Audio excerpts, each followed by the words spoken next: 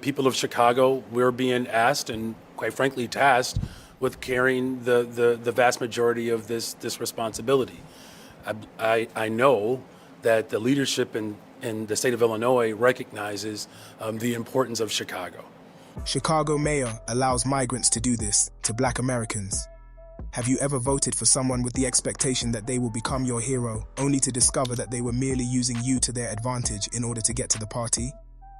Exactly this is how it feels right now in communities all across the United States of America, where Black mayors are doing the political equivalent of saying, "I got you," and then turning around and assisting everyone else but the folks who actually voted for them. Let's get off to a good start and begin in Los Angeles, because it would appear that Mayor Karen Bass, oh, bless her, has made the decision that being for the people does not include folks who look like her. Apparently, this woman is out here attempting to steal money from the people who pay taxes in Los Angeles and give it to illegal immigrants as if she were Oprah. You are eligible for assistance with your rent. That you could be targeted because of Chicago's welcoming city ordinance. Well, look, my main focus is protecting the residents and the people of the city of Chicago. You know, the threats that are coming from this current administration are threats that we're not intimidated by. You are eligible for rent assistance. During this time, the actual residents of Los Angeles, particularly those whose homes were destroyed by wildfires, those who are responsible for paying property taxes, and those who are working 2 jobs, are unable to even receive a tent from the city, let alone assistance. As a result of the deportation of their spouses, she is interested in providing financial assistance to migrants. That is to say, being sympathetic is something I understand, but sister, would you also be able to show any compassion for the thousands of African Americans who sleep in their cars? As of the last time I looked, those individuals did not obtain deportation. How is the city preparing to defend the welcoming city ordinance? Yeah, so I've directed my corporate counsel to look at all of the executive orders that are coming from the current administration, and we will have a comprehensive response to each of those executive orders. Rather, they were evicted due to the rising cost of living. Do you have any priorities? Let us now travel to Chicago, where the phrase, "we believe in change," has been replaced by the phrase, "we believe we've been bamboozled." Brandon Johnson, the current mayor and a former Ed Iketor, appeared to be the second coming of Frederick Douglass with a Chicago accent when he took office. A Black man who was a public school teacher in the past, who is married to a Black lady, who was born and reared in the same city, and who received his education in the same schools that he now manages.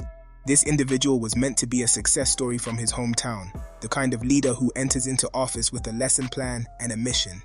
The problem is that he is failing his own students rather than grading their papers. As a result of his leadership, the Chicago Public Schools have recently terminated the employment of more than 1,400 staff members, including 432 teachers and 677 special education aides. That's exactly what you heard. In the same way that students arrived late to a group project and failed to complete their assigned tasks, teachers are being given the pink slip. The response that the city gave to those who inquired about the reason was, "Oh, this is a part of our annual budgeting process." May I be excused? When did budgeting become synonymous with laying off teachers while claiming that children are still going to learn something in a classroom with 45 students, no staff, and 1 box of broken crayons? That is not budgeting. Rather, it is sabotage dressed up in nice clothes. Finally, here is the true twist in the plot. The city is completely bankrupt. There is a deficit of $734 million for CPS. Who would have thought that, despite the fact that they are firing teachers like it's a reality show elimination round, they are still providing funding for? Feel free to speculate. Migrants, they yell out in unison. Those individuals who have just arrived here. Those who have not contributed any money to the system in any way.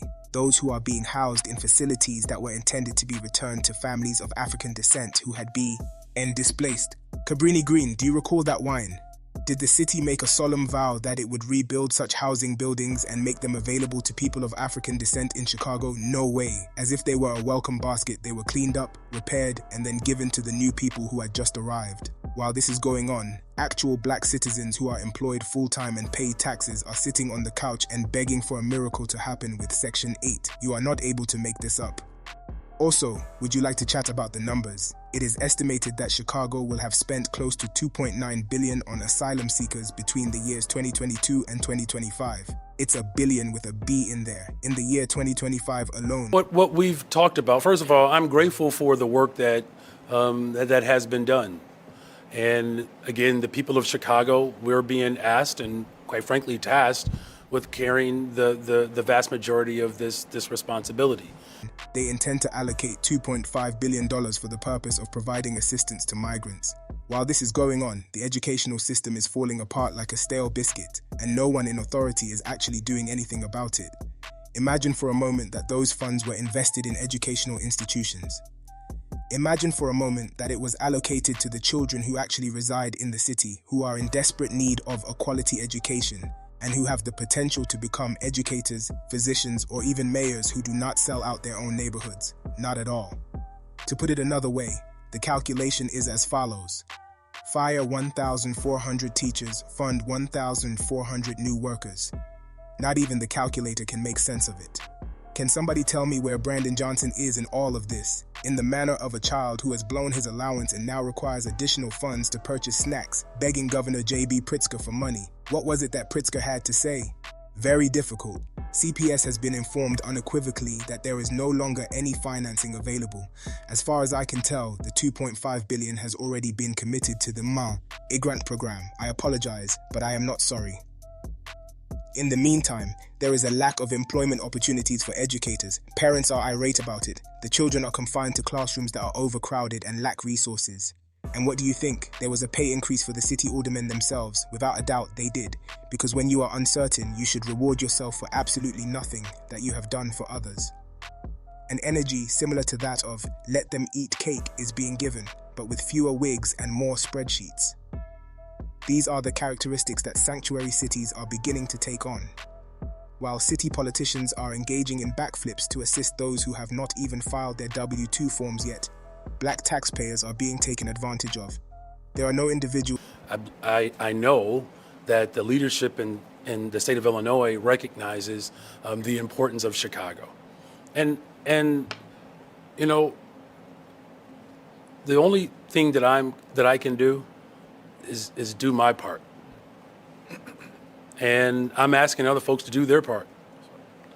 And as I've said multiple times, that the weight and the brunt of this sacrifice has been on Chicagoans. Who argue that migrants should not be treated with decency.